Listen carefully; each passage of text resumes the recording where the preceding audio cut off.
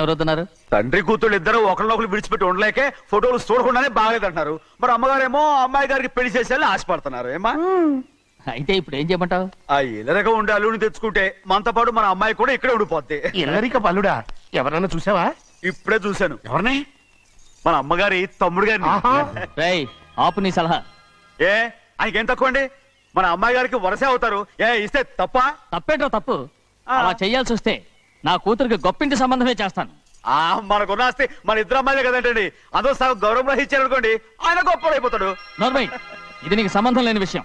అనవసరంగా తలదొచ్చుకో. నాకు సంబంధం లేని చోట నాకేంటంటే పని. అలాగే ఇప్పుడు నేనేమన్నానని రద్దు కోపం? కోప్పడేది పెద్దవాళ్ళని కాదులేండి. మీ అమ్మాయి మీ ఇష్టం, ఎవరికైనా చేసుకోండి.